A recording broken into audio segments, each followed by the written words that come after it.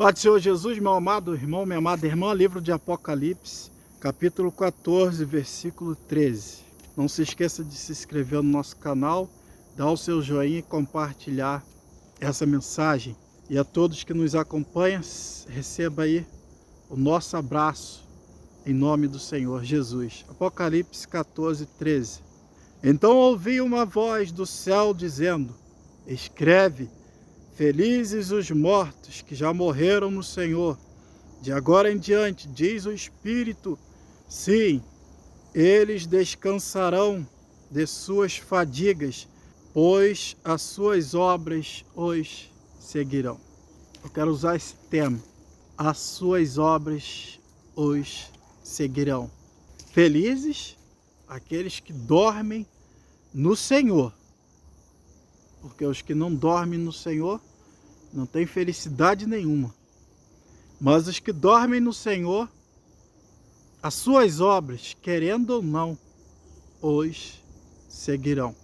Quais são as tuas obras hoje?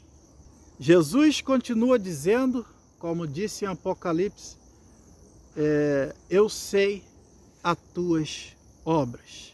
O que você anda praticando? Todo dia, quando você acorda, está diante de ti o bem e o mal. Qual tem sido a tua escolha? Você está cheio do Espírito que produz paz, alegria, mansidão, perseverança, bondade, longanimidade, santidade? Ou você está cheio de carne, que as obras da carne são ira, porfia, inveja, emulações e uma sequência de coisas ruins? Qual tem sido a tua escolha? O que você vai levar quando você sair desta terra?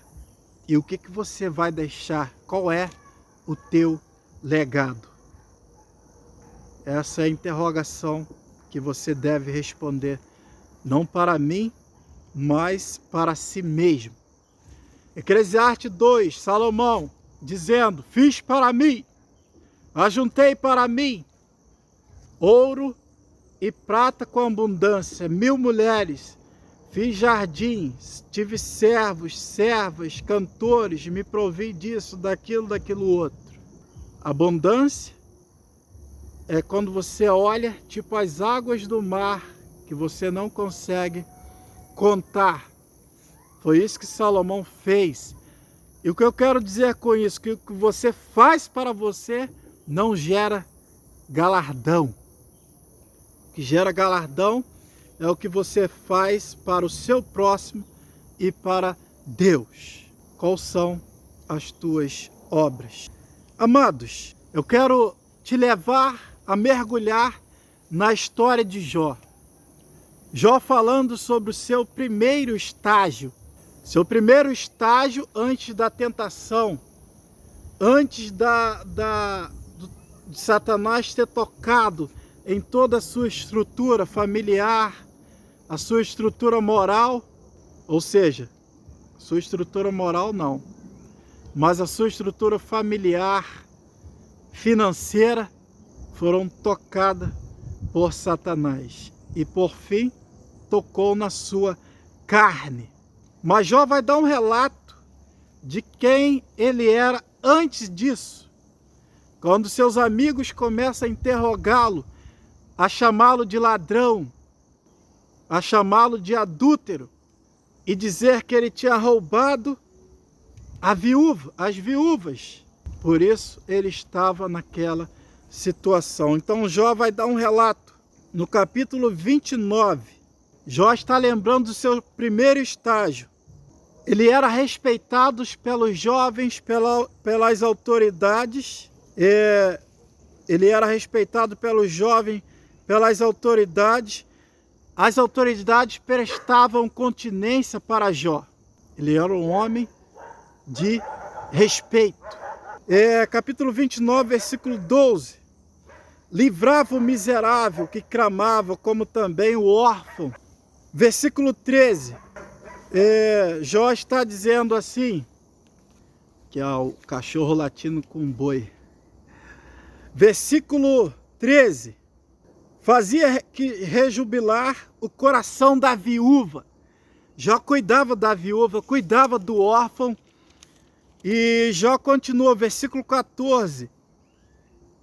Cobria-me de justiça, e ela me servia de vestido como manto. Um homem coberto de justiça, ele praticava a justiça. Ele vivia como um homem justo. Ninguém tinha um tio para falar de Jó. Como diz, um exemplo vale mais do que 1000 palavras. Jó era conselheiro das pessoas. O que Jó falava, isso era batata. Como diz esse linguajar atual. Versículo 15. Eu era o olho do cego e os pés do coxo. Versículo 16. 2 necessitados era pai. Jó perguntava com diligência. Ele procurava, ele buscava pelos necessitados para que, por acaso, houvesse algum necessitado para que ele suprisse as suas necessidades. Jó era o que consolava, versículo 25. Jó era o que consolava os que pranteavam, aqueles que estavam chorando, desesperados, angustiados por algum motivo, algum problema. No versículo 25 do capítulo 29, Jó era o que consolava os que pranteavam. Então Jó socorria as pessoas. Era um homem justo, íntegro e bom. Homem de Deus. Não é à toa que Deus disse: viste, Satanás, meu servo Jó?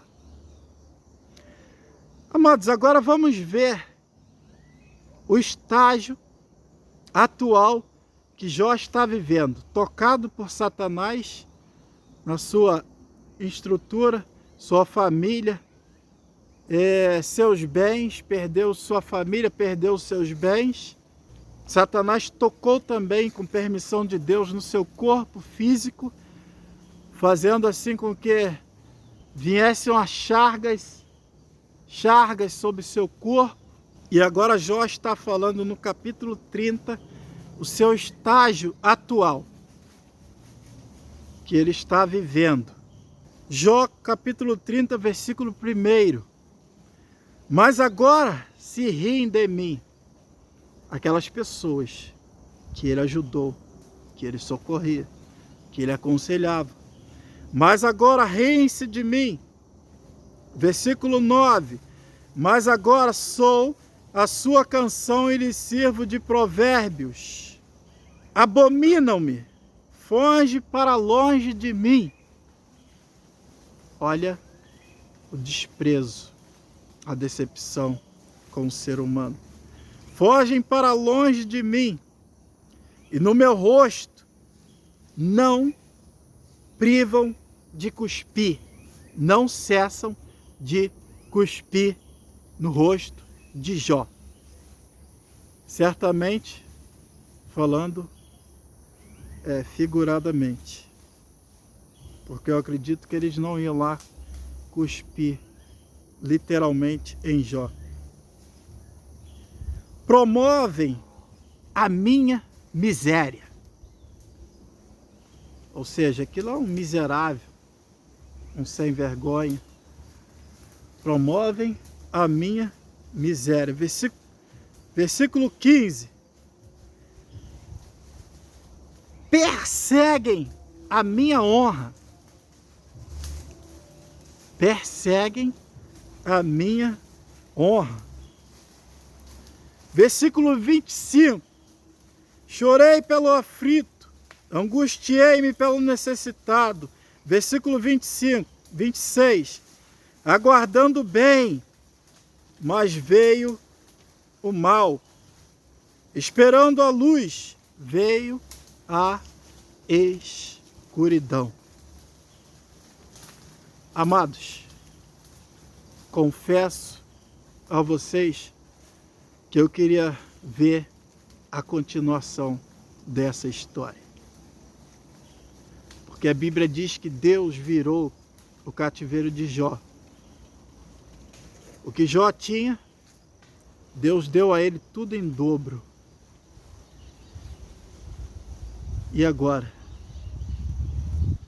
Qual seria agora o comportamento de Jó diante dessas pessoas que o desprezaram, o decepcionaram? Qual seria o comportamento de Jó? Eu não sei te dizer. Eu não tenho acesso à continuidade da história, a não ser o que está escrito na palavra de Deus para nós. Eu não sei se Jó continuou sendo os olhos do cego, os pés do coxo. Não sei se ele continuou cuidando da viúva, aconselhando os jovens, os anciões, suprindo os necessitados. Eu não sei, porque a decepção com o ser humano foi muito grande. Mas eu sei a continuação da minha história e da sua. Talvez você está vivendo a mesma situação. Mas antes, no capítulo 6:14, Jó diz: ao aflito devia o amigo mostrar compaixão, ainda ao que deixasse o temor do Todo-Poderoso. Ainda o ímpio, aquele que não teme a Deus, Jó está dizendo: mostre compaixão. Jesus vai mais além, que ele diz: amai vossos inimigos, orai pelos que vos perseguem.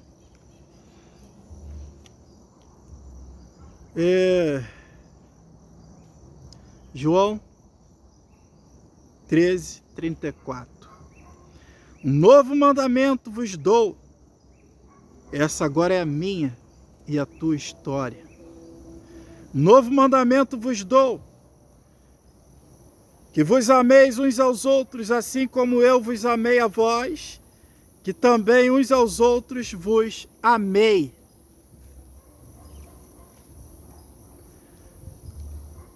Aí Jesus não está dizendo para mim ou você amar o teu irmão, o teu próximo, o teu vizinho necessitado, carente, até a primeira decepção. Ele está dizendo: amai-vos como eu vos amei. Amados, porque a tendência nossa é essa. É deixarmos de amar, e o amor é ação. O amor não é sentimento, é ação, munido de sentimento. Não é amar até a primeira decepção. Amai-vos como eu vos amei. Um amor incondicional. Não impõe condição. Me decepcionou, eu te larguei de lado, te abandonei. Não.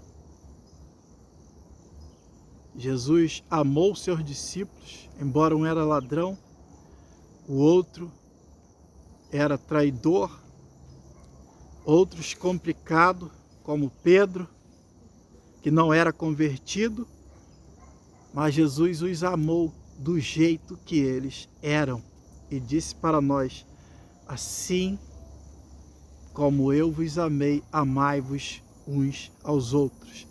E o exemplo do amor de Cristo está nos discípulos. E quando Jesus diz amai-vos como eu vos amei, nos chama a responsabilidade para o amor incondicional. E essa ordem de amar, a ordem de amar é ação. É como Jó amava, é ação. Em Mateus 24:12, Jesus disse: Por se multiplicar a iniquidade, o amor de muitos se esfriará. E realmente nós estamos vivendo essa era. E muito pela decepção. Que o ser humano decepciona mesmo. É ingrato mesmo. Mas o amor é incondicional. Não é? Imagine se Jesus fosse te amar até a primeira decepção, até a primeira ingratidão, você estaria perdido, eu estaria perdido.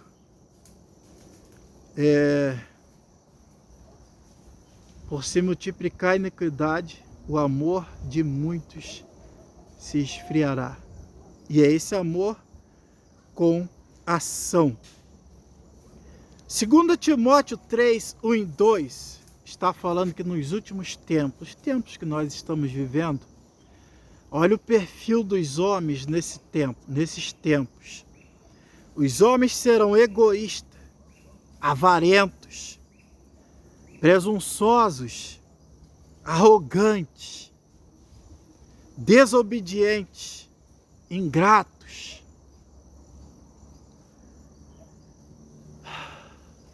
É o perfil do homem da atualidade.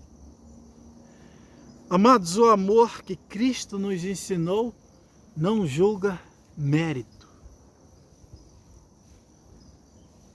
Se eu mereço, se você merece, é o amor incondicional. E tem muita gente que diz, acabou o amor na igreja. É mentira de Satanás, que a Bíblia diz, o amor jamais se acaba.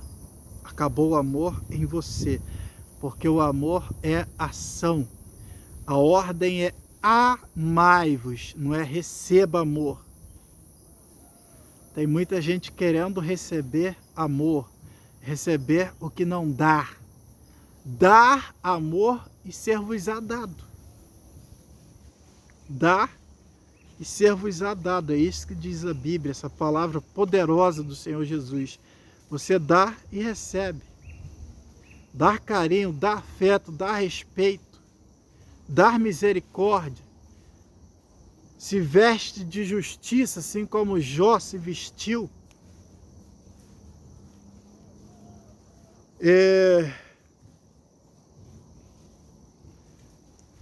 O amor jamais se acaba.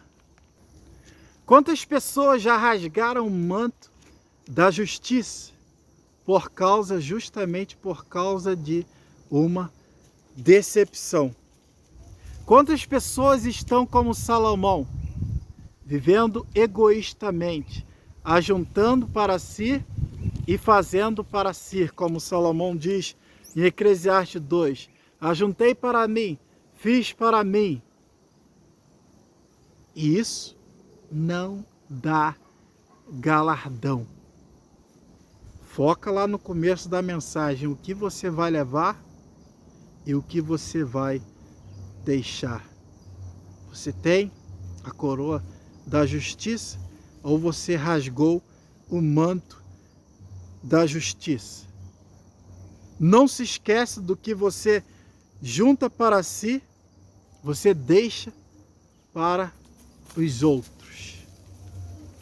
E o que você dá para os outros, você leva para galardão, leva de galardão para com Deus. O amor não é para ser sentido, é para ser praticado. E em Tiago, 1 João capítulo 3, 17 e 18. Se alguém tiver recursos materiais e vendo seu irmão em necessidade, não se compadecer dele, como pode permanecer nele o amor de Deus? Filhinhos, não amemos só de palavras, nem de boca, mas em ações e em verdade.